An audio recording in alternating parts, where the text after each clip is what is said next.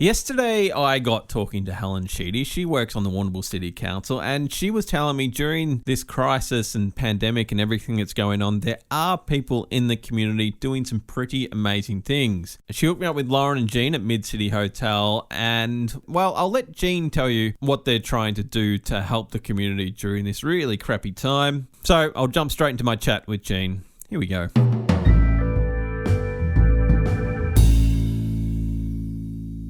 Charity from Storytown. So I'm sitting in a motel room in Mid-City Motors with Jean Seabrook. You own, can I say you own Mid-City Motors, you mentioned? Yeah, that's right. So we're a co-owner. We have a silent partner. We own the Mid-City Motel here in Warrnambool, and we also co-own the Deep Blue Hotel and Hot Springs down near Lady Bay. And it's been a pretty hectic... Well, what's the date today? It's the 26th today of March. It's Thursday. How's it been? A bit hectic the last few days? Yeah, hectic, but not in a good way. The downturn's been significant to Warrnambool, obviously to us as well, but certainly for Greater Warrnambool, Victoria, Australia, I guess global, has been significant for everybody. Is it a bit of a surprise? Like, did you see this come in a few weeks ago, or did this just kind of pop up in the last few? I'm guessing because I feel the last few days it's been more intense than say the last few weeks. Is that, or was that the same for you? Yeah, I suppose the writing was on the wall.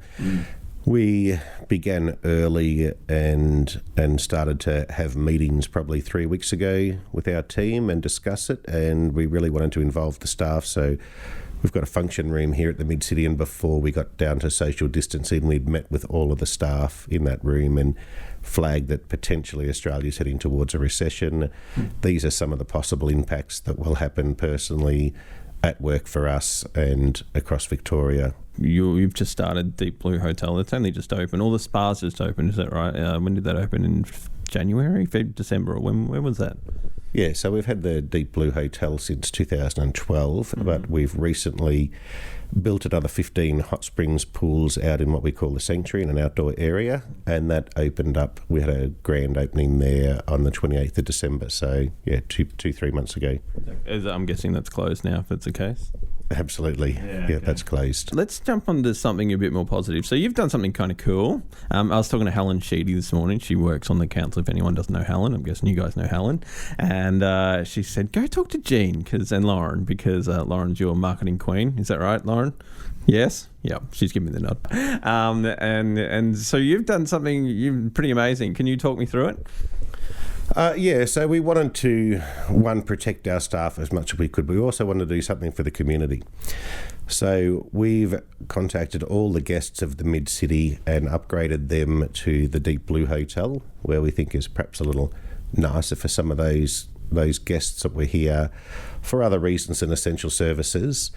The Deep Blue has room service as well, and as does the Mid-City. So with the Mid-City, we've decided to open that up and target that towards essential services workers. Now, that doesn't mean we want to isolate positive cases. What we want is the exact opposite. Anyone that's in the or any companies that employ essential service workers, now that the schools have closed down in Victoria, some of those essential workers, it may not be in their best interest to be going home, hanging out with their kids and their spouse. They could either infect their family, or they could pick up an infection from their family and cause them not to be able to work in that essential service. So we've put the Mid-City there to offer that up for essential services or companies that have these essential services to perhaps park their employees in a safe place that's isolated. Each room is a drive-up one. We offer room service. We are happy to clean and service the rooms, but only at the direction of the company or the employee that requests that. We understand and want to respect that some people may not want a housekeeper to come in and service daily to reduce the risk again. I think that I can bring in, like, we can talk health and paramedics. Like, the health industry is a big one that could benefit from this. And I noticed, like, there's single access, so you don't have to go through corridors or anything. Is that for all Mid-City? It's for about 90% of Mid-City. There is one wing. So we've got 5 different wings, and companies could look to say, well, we want to take out a wing just for our essential service workers. And it's not just essential service workers, there's vital ones as well. So whilst they all appear vital, managers, some of these businesses may not be able to run without their managers, so it may just be the managers that they want to protect. But yes, they're all drive up, they're all readily available, room services available. They could help to support that. They could support other restaurants in Warrnambool by doing their takeaway options. They could be delivered here. But really we wanted to stop travelling guests and anyone that shouldn't be on the road not to be here in that environment to again make it as safe as we can. Our on-site manager is living on site as well. Well, she wasn't on site, but we've asked her to live on site during this process so that she's not risking contact with her family, so she can service and provide for any of these essential service workers. How many people you got working for you, Gene? Well, if you'd asked me this question 3 weeks ago, it was considerably higher. So yes, we are back to skeleton staff, and it would be awesome to see businesses such as Midfield Meats or food processors, Warrnambool Cheese and Butter Saputo, as well as hospitals, nurses, clinics of various kinds, take this offer up, because it would straight away mean we can get back to re-employing or bringing people back to work that have been currently laid off at the moment.